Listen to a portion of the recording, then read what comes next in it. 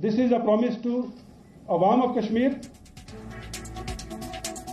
तो मॉर्निंग जी में अब आपको बताएंगे कि आखिर कौन कश्मीर की सुरक्षा के साथ खिलवाड़ कर रहा है, लेकिन उससे पहले आपको इस वक्त की एक बड़ी खबर बता देते हैं। जम्मू कश्मीर के सोपोर इलाके में आतंकियों और सुरक्षा बलों के बीच एनकाउंटर हो रहा है और इस एनकाउंटर में एक आतंकी के मारे जाने की भी खबर मिल रही है। हालांकि अभी तक मारे गए आतंकी का शव बरामद नहीं किया जा सका है और ये एनकाउंटर अब भी हो रहा है। बड़ी खबर इस वक्त की। सीधा रुक करेंगे, हमारे संवाददाता खालिद हुसैन सीधा हमारे साथ जुड़ गए। खालिद, अभी क्या वहां पर हो रहा है, क्या जानकारी है फिलहाल वहां से? सोपोर में अभी जो है ऑपरेशन जारी है। हालांकि इस वक्त एक्सचेंज ऑफ फायर बंद हुआ है, लेकिन सर्च ऑपरेशन अभी भी चल रहा है। बड़े पैमाने पे इस पूरे इलाके को सुरक्षा बलों ने घेर रखा है।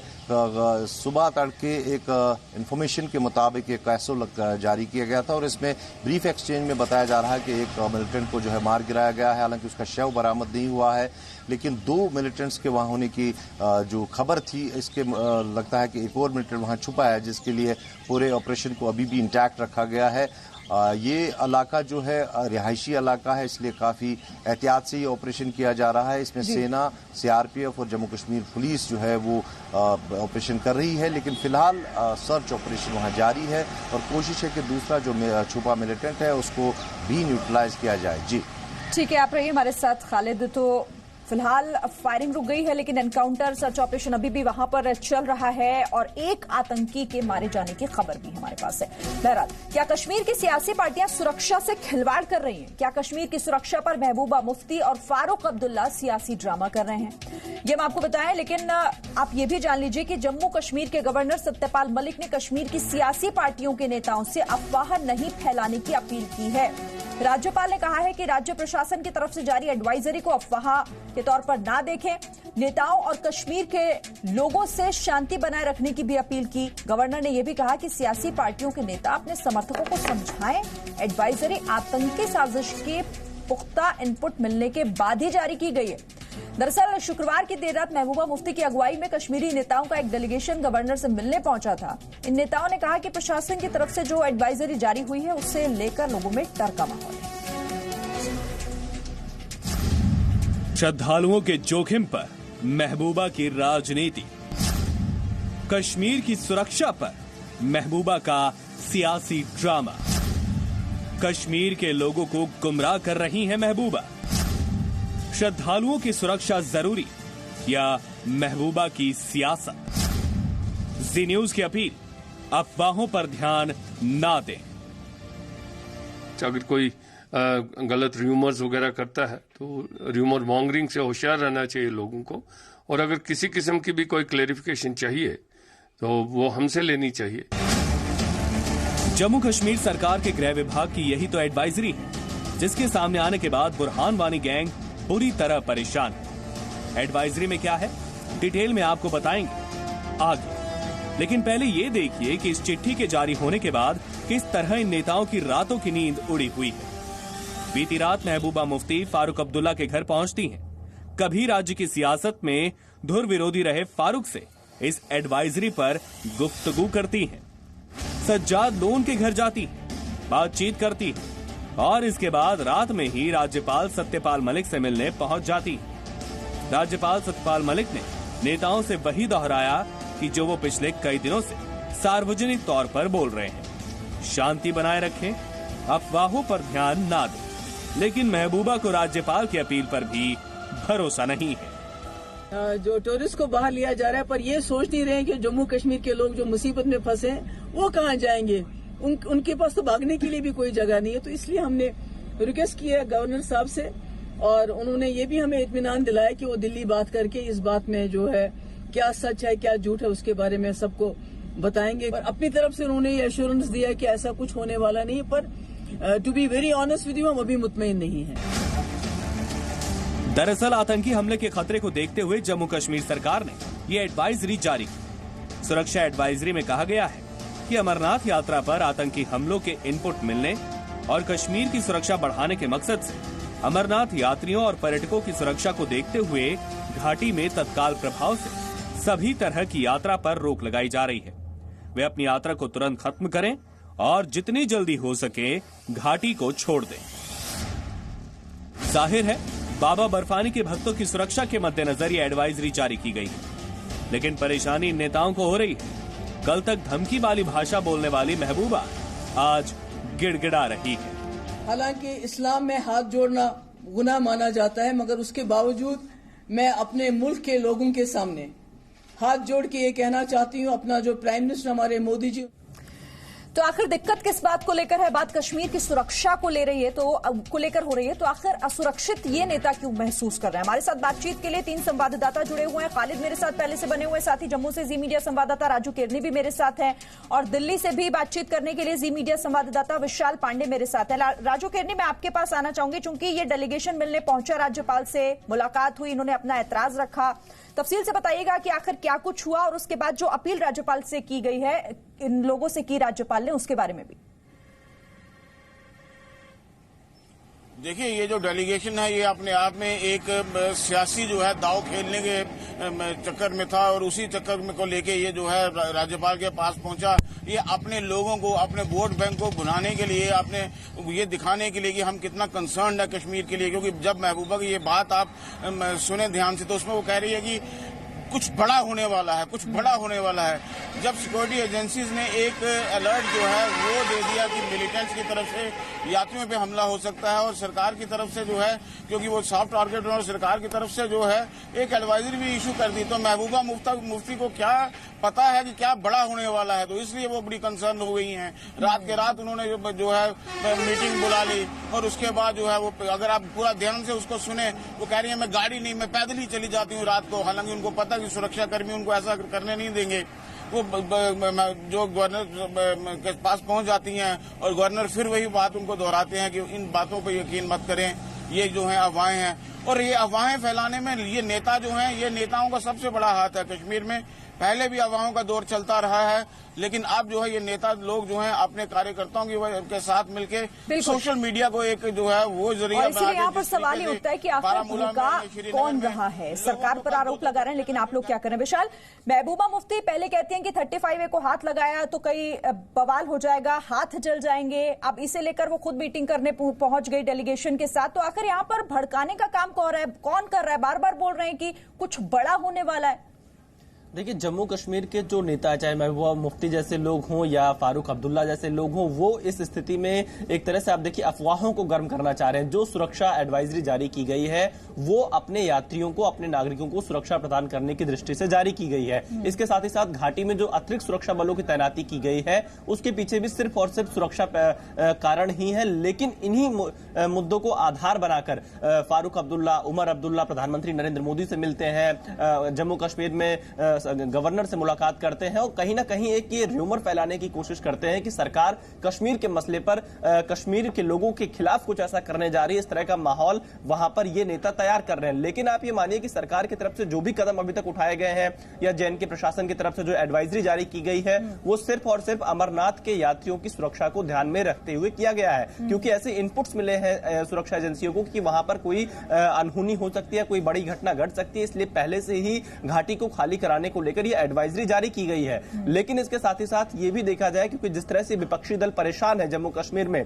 वो कहीं ना कहीं ये दिखाता है कि आखिरकार जम्मू कश्मीर के लोगों को कैसे भड़काने की कोशिश लगातार ये दल अब तक करते आए हैं। लेकिन अब जब सरकार जम्मू कश्मीर को लेकर बहुत ज्यादा संजीदा हुई है, तमाम मुद्दों पर काम कर रही है, तमाम पहलुओं पर काम कर रही है, तो उसके बाद से इनका चिंता बढ़ना वाजिब है। शरीन, बिल्कुल। खालिद, बार बार महबूबा मुफ्ती हर मंच से कहती हैं कि कश्मीर के लोग परेशान हैं, लेकिन जरा बताइएगा कि क्या वाकई में आमतौर पर वहां वो डर का माहौल देखने को मिल रहा है, या फिर ये सिर्फ और सिर्फ सियासी पार्टियों का डर है और कुछ नहीं? देखिए, महबूबा मुफ्ती ने जिस तरह से इस मुद्दे को उठाया है, ये वो जानती हैं कि कश्मीरियों की दुखती रग पे अगर हाथ रखना है तो इस किस्म के जो मुद्दे हैं उनको गरमाना है, और यही पहले वो केंद्र को चेतावनी देती हैं, फिर अपील करती हैं, और कल देर रात उन्होंने बड़ा हंगामा किया अपने घर में। प्रेस कॉन्फ्रेंस से फारूक अब्दुल्ला और सज्जाद दोनों राज्यपाल के घर पहुंची। हालांकि कल एडवाइजरी के बाद कुछ हद तक ज़रूर पैनिक हुआ था, लेकिन उसके बाद जिस तरह से गवर्नमेंट ने एक के बाद एक प्रेस नोट्स इशू किए कि इसका इस तरह की जो अफवाहें फैलाई जा रही हैं कि कल से कर्फ्यू होगा, वो सब बंद होगा, ये बंद होगा, कम्युनिकेशन बंद होगा, तो खुद शैलीन काबरा जो होम सेक्रेटरी है जिन्होंने एडवाइजरी जारी की थी, उन्होंने मीडिया के थ्रू अपना एक मैसेज भेजा और उनमें उसने साफ कह दिया कि हमारा जो मकसद है वो ये है कि क्रेडिबल इनपुट मिला है जिस पर हम काम कर रहे हैं और जिसमें ये था कि अमरनाथ यात्री या फिर जो टूरिस्ट जो बाहर से आए हैं उन पर कहीं हमला हो सकता है। और अमरनाथ यात्री जब आते हैं तो वो केवल बाबा के दरबार ही नहीं जाते हैं बल्कि उसके बाद वो सैलानी बनकर यहाँ विभिन्न जगहों पे जाते हैं। तो कश्मीर के डिफरेंट कॉर्नर्स में जब ये लोग होते हैं तो उन्हें हर जगह पर सिक्योर करना निसंदेही जो सुरक्षा एजेंसियां उनके लिए काफी अफवाहों पर किसी भी तरीके से ध्यान न दें और ये सुरक्षा के लिहाज से इस एडवाइजरी को जारी किया गया है। ठीक है, आप रहिए हमारे साथ। अब ये समझाते हैं दर्शकों को कि जम्मू कश्मीर सरकार को आखिर अमरनाथ यात्रा बीच में रोकने के लिए एडवाइजरी क्यों जारी करनी पड़ी। दरअसल इसके पीछे की बड़ी वजह सुरक्षा एजेंसियों को मिले खुफिया अलर्ट, साथ ही पिछले दिनों सेना ने कश्मीर में ऐसे कुछ हथियारों को बरामद किया है जिसका इस्तेमाल पाकिस्तान की सेना करती है।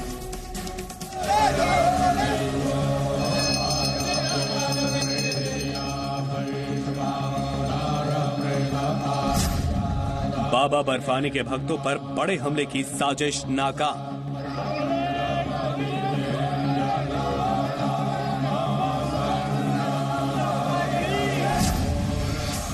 क्लेमोर माइन से श्रद्धालुओं को उड़ाने का था plan. Pakistan Army's mine has been recovered in the searches from the caches. भोले भंडारी के दर पर स्नाइपर राइफल वाले आतंकी। This is a M24 American sniper rifle. This was recovered from one of the caches of the terrorists along the Shri Amarnath Ji route. सही सुना आपने। कश्मीर में बाबा बर्फानी के लाखों भक्तों पर आतंकी हमले का बड़ा खतरा था, जिसे समय रहते भारतीय सेना ने नाकाम कर दिया। पुख्ता खबर है कि आतंकी के पास स्नाइपर राइफल है, क्लेमोर माइन है, यानी नापाक आतंकियों ने भोले भंडारी के भक्तों के साथ खूनी साजिश रची थी। There were very specific and confirmed intelligence reports that terrorists backed by Pakistan Army and Pakistan are trying to disrupt, oblique target the Shri Amarnath Ji Yatra which is going on. दरअसल सुरक्षा बलों को अमरनाथ यात्रा के root पर search operation के दौरान M24 sniper rifle मिली है, जिसके बाद यात्रा रोकने का फैसला किया गया। अमरनाथ यात्रा के रूट में शेषनाग के पास क्लेमोर माइन बरामद हुई। ये बेहद खतरनाक माइन है जो पहली बार जम्मू कश्मीर में बरामद हुई है। ये पाकिस्तानी सेना इसका इस्तेमाल करती है। क्लेमोर माइन पर मेड इन पाकिस्तान यानी पाकिस्तान आर्म्स फैक्ट्री का ठप्पा है। अब अमरनाथ यात्रा के दोनों रूट पर सर्च ऑपरेशन चल रहा है। आर्मी, सीआरपीएफ और पुलिस की टीम हाईवे, पैदल रास्ते पर एक एक कदम को फुल प्रूफ बना रही है। बाबा बर्फानी की गुफा तक सुरक्षा बलों के जवान गलती से गलती की गुंजाइश नहीं छोड़ रहे। The combined teams of Army, CRPF and JKP carried out an extensive search of both the routes and the areas adjoining on the highways as well as on the foot track which leads up to the Holy Cave. वहीं सुरक्षा advisory जारी होने के बाद अमरनाथ यात्री वापस लौटने लगे। इस बीच खुफिया रिपोर्ट के मुताबिक जम्मू कश्मीर में जैश ए मोहम्मद बड़े आतंकी हमले की तैयारी में है। जैश ने अपने 5 आतंकवादियों को पीओके से कश्मीर घाटी में भेजा है। ये सभी 5 आतंकवादी बेहद प्रशिक्षित हैं और घाटी में सुरक्षा बलों पर हमले का प्लान बनाकर आए हैं। साथ ही घाटी में आईईडी विस्फोटों का खतरा भी ज्यादा है। ब्यूरो रिपोर्ट, जी मीडिया। और सभी संवाददाता मेरे साथ हैं। राजू, हालांकि इस बार रिकॉर्ड तोड़ यात्री पहुंचे, श्रद्धालु पहुंचे अमरनाथ यात्रा के लिए, लेकिन एहतियातन एडवाइजरी जारी की गई। उसके बाद लोगों से अपील की गई कि अब यात्रा खत्म हो चुकी है, आप लोग वापसी की तैयारी कीजिए। तो यहां पर इन लोगों को सुरक्षित वापस निकालना भी एक चुनौती होगी। किस तरह से, क्या कुछ फिलहाल इसे लेकर?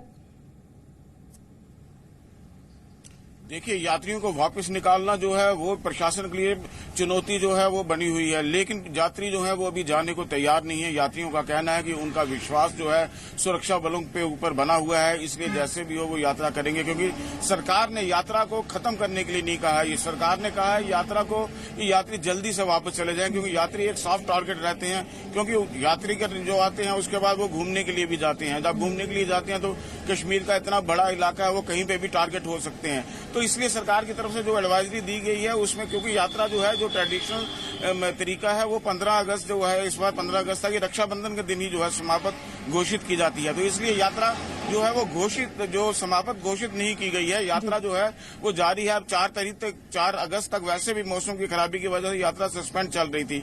अब 4 तारीख की शाम को सरकार की तरफ से ये निर्णय लिया जाएगा कि यात्री किस तरीके से भेजे जाएं। और आपको ये भी बता दूं, यात्री इस समय जो है कम उनकी संख्या हो गई है। यात्रा इस समय आखिरी चरण में पहुंच चुकी है, क्योंकि 1 महीने में यात्रा जो है 3.5 लाख के करीब यात्री जो है रिकॉर्ड तोड़ यात्री दर्शन कर चुके हैं। तो अब यात्रा वैसे भी धीरे धीरे कम हो रही है, लेकिन जो भी यात्री हैं उनका ये कहना है कि हम जो है दर्शन करके ही जाएंगे बाबा के। हमें सुरक्षा बलों पे भरोसा है, हम आतंकियों की धमकियों से डरते नहीं हैं। जैसे पहले दिन से यात्रियों का उत्साह था वैसे यही बड़ी बात है, यही यहाँ पर बड़ी बात भी है कि सरकार ने सुनिश्चित किया, सुरक्षा मुहैया कराई, और शायद यही वजह थी कि भरोसा सरकार पर हुआ कि इतनी बड़ी संख्या में, कि पिछले सारे रिकॉर्ड को तोड़ दिया और इतनी बड़ी संख्या में वहां पर श्रद्धालु पहुंचे। विशाल, बिल्कुल श्रेन, देखिए जिस तरह से श्रद्धालुओं की संख्या इस बार लगातार बढ़ी है वो ये दिखाता है कि सुरक्षा बलों पर श्रद्धालुओं का पूरा भरोसा है। इसीलिए इतने अफवाहों के बावजूद भी जिस तरह से कश्मीर में अफवाहें फैलाने का काम महबूबा मुफ्ती जैसे लोगों ने किया, उसके बाद भी वहां पर श्रद्धालु बड़ी संख्या में पहुंचे। और एक बात और भी बिल्कुल साफ है कि आप देखिए, जब संसद में अमित शाह गृह मंत्री बयान दे रहे थे कश्मीर को लेकर, तो उस वक्त भी उन्होंने कहा था कि कश्मीर की समस्या के जड़ तक हम पहुंच चुके हैं, बस उस पर हमें आगे काम करना है। तो उनके इस बयान के बाद से ही लगातार कश्मीर में जो ये नेता थे वो घबराए हुए थे कि आखिरकार केंद्र सरकार क्या करने जा रही है, कौन सा ऐसा कदम उठाने जा रही है कश्मीर को लेकर जिसकी जड़ तक अमित शाह पहुंच चुके हैं।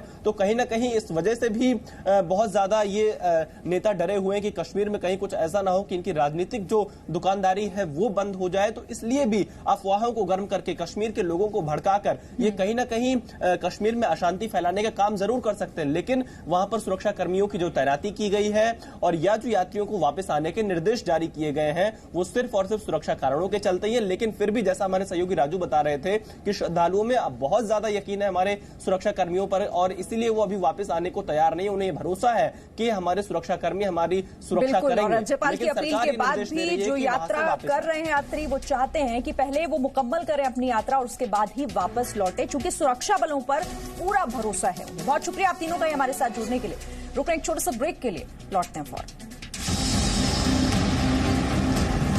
जलियांवाला बाग में कांग्रेस की नो एंट्री की करते हैं। कांग्रेस अध्यक्ष को जलियांवाला बाग स्मारक समिति का सदस्य रहने के प्रावधान को खत्म करने वाले जलियांवाला बाग स्मारक संशोधन विधेयक को लोकसभा ने पारित कर दिया है। कांग्रेस ने इस प्रावधान पर विरोध जताते हुए सदन से वॉकआउट किया। लोकसभा में जलियांवाला बाग राष्ट्रीय स्मारक संशोधन बिल 2019 पास हो गया। इस बिल के ट्रस्टियों में से कांग्रेस अध्यक्ष के नाम को हटाने और लोकसभा में सबसे बड़े विपक्षी दल के नेता को न्यासी बनाने का प्रावधान शामिल किया गया है। नए प्रावधान के मुताबिक कांग्रेस अध्यक्ष अब इस स्मारक का सदस्य नहीं होगा। पहले कांग्रेस अध्यक्ष ट्रस्ट का सदस्य होता था, अब लोकसभा में सबसे बड़े दल का नेता इसका सदस्य होगा। ट्रस्ट के 5 साल के अध्यक्ष के प्रावधान को भी हटाया गया है। अब सरकार स्मारक की समिति कभी भी भंग कर सकती है। दूसरा था कि नेता प्रतिपक्ष उसमें रहेंगे, उसका जो धारा 4 का क्लास 6 था, तो हमने कहा है कि नेता प्रतिपक्ष की मान्यता अगर कोई सदन में पूरा नहीं कर पाता तो विरोध में रहने वाली पार्टी का जो सबसे बड़ी पार्टी का नेता होगा वो उसका सदस्य होगा। अब बात उन्नाव की बेटी की। उन्नाव रेप कांड को लेकर सीबीआई की टीम ने और तेज कर दी है जांच। इसी कड़ी में सीबीआई की टीम लखनऊ में आज भी पूछताछ जारी रखेगी। सीबीआई की टीम उन्नाव रेप कांड की पीड़िता के साथ हुए हादसे की जगह पर पहुंची और कई बार हादसे का सीन रिक्रिएट कर दुर्घटना को समझने की कोशिश की। मामले की जांच जल्द पूरी करने के लिए सीबीआई अधिकारियों की एक स्पेशल टीम बनाई गई है, जो जांच पूरी कर अपनी रिपोर्ट सुप्रीम कोर्ट को सौंपेगी। सीबीआई ने सुप्रीम कोर्ट में याचिका दाखिल कर आरोपी विधायक कुलदीप सिंह सेंगर सहित अन्य आरोपियों को हिरासत में लेकर पूछताछ की इजाजत मांगी है। इस बीच सीबीआई की मांग पर कोर्ट ने रायबरेली हादसा केस को दिल्ली ट्रांसफर करने के फैसले पर 15 दिन की रोक लगा दी है। सुप्रीम कोर्ट के आदेश के बाद पीड़िता के चाचा को रायबरेली जेल से दिल्ली की तिहाड़ जेल शिफ्ट किया जा रहा है। लखनऊ के अस्पताल में भर्ती रेप पीड़िता और उनके वकील की हालत अब गंभीर है। पीड़िता के परिवार ने इच्छा जताई है कि पीड़िता का फिलहाल लखनऊ में ही इलाज कराया जाए। 72 साल बाद देश की करीब 9 करोड़ मुस्लिम महिलाओं को संसद से न्याय मिला। 31 जुलाई को ट्रिपल तलाक कानून बना, लेकिन 2 दिन भी नहीं हुए इस कानून को सुप्रीम कोर्ट में चुनौती दे दी गई। ये चुनौती और कोई नहीं बल्कि मुस्लिम समाज से जुड़े हुए कुछ लोगों ने ही दी है। 3 तलाक के खिलाफ बनाए गए मुस्लिम महिला विवाह अधिकार संरक्षण विधेयक 2019 को सुप्रीम कोर्ट में चुनौती दी गई है। नए कानून के खिलाफ केरल के सुन्नी मुस्लिम विद्वानों और मौलवियों के एक संगठन ने याचिका दी है। समस्त केरल जमियतुल उलेमा ने सुप्रीम कोर्ट में याचिका दाखिल की है। याचिका में कहा गया है कि नया कानून संविधान के अनुच्छेद 14, 15 और 21 का उल्लंघन करता है, लिहाजा इस कानून को असंवैधानिक घोषित किया जाए। संसद से पारित होने के बाद मुस्लिम महिला विवाह अधिकार संरक्षण विधेयक 2019 को राष्ट्रपति रामनाथ कोविंद ने 31 जुलाई को अपनी मंजूरी दे दी थी, जिसके साथ ही 3 तलाक कानून अस्तित्व में आ गया है। हालांकि नए कानून का कई मुस्लिम संगठन और राजनीतिक दल विरोध कर रहे हैं। राज्यसभा में यूएपीए यानी गैर कानूनी गतिविधि निवारण संशोधन बिल पास हो गया है। हालांकि विपक्ष ने राज्यसभा में इस बिल का जमकर विरोध किया। आतंकी गतिविधियों में सम्मिलित लोगों के खिलाफ कड़ी कार्रवाई के लिए मोदी सरकार संशोधित यूएपीए बिल लेकर आई है। शुक्रवार को यह विधेयक राज्यसभा में भी पास हो गया।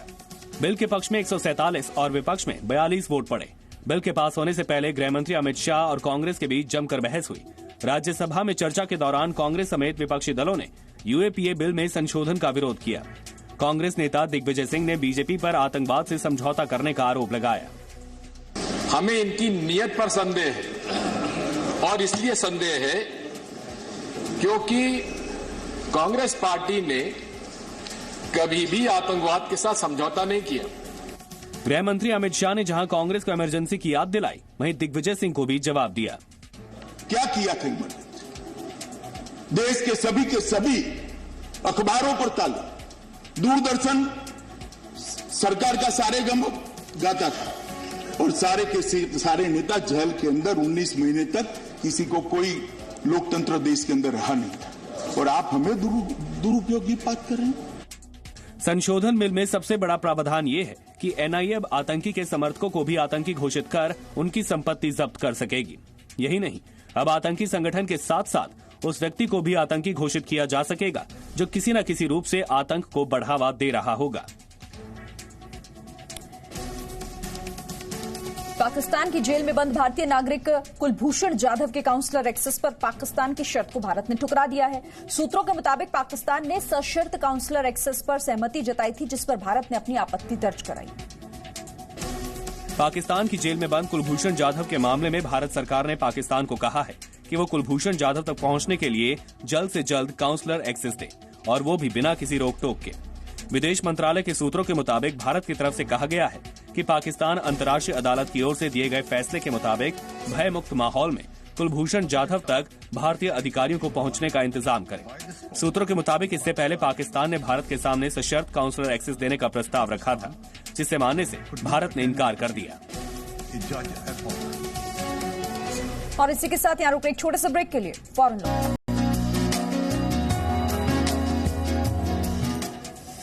चलिए अब बात कर लेते हैं पूरब से पश्चिम, उत्तर से दक्षिण तक आसमानी आफत की। अगस्त का महीना शुरू हो चुका है, लेकिन मुंबई वालों को बारिश से अब तक राहत नहीं मिल रही है। मुंबई के कई ऐसे इलाके हैं जहां पर आज भी तेज बारिश हो रही है।